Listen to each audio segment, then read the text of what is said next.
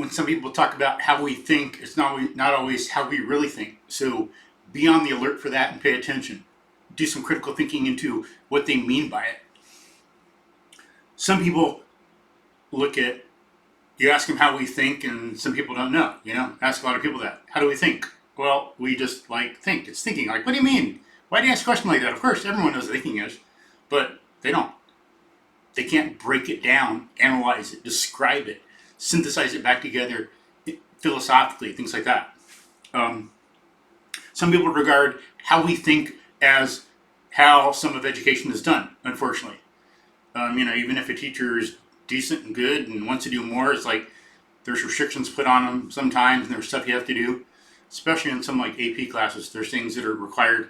So, and with all the demands and everything, sometimes it seems like people regard thinking as memorizing or regurgitating. They don't get a good idea of what it is to think, then they don't learn the skills they need for real life or for career. It's just get this, remember it, quote unquote, learn it as you can, and then forget it. That's thinking. Some people look at thinking as attaching or deducing stuff from some idea. That's a Platonist idea. You ignore experience, you look at some so-called axiom in the head that is unexplained. Where do you get that? Why? I don't know. It just is. That's what they'd say. And it's fine to say that. Has to be a starting point, but there needs to be more validation of why it's that instead of something else. Some people say good thinking is clear and this other stuff, from the 16 or 1700s, and that's silly. It makes no sense. It's not good advice for thinking, unless you really refine it and really see what you mean and put it into logical terms. But they'll turn you away from reality. That's what Plato said.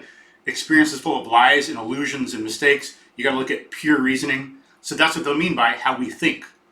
And then you get the idea that math, when we're ever going to use this? Because you're looking at abstractions, out of touch with the reality. It's not, you don't see how to develop these things from the world. It's just given.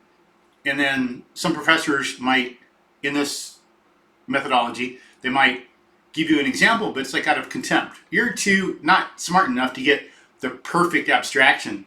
So you need some examples. You just not as high of an intellect as others. That's what their approach. So just because they have examples doesn't mean they have a good approach. Sometimes you got to be careful.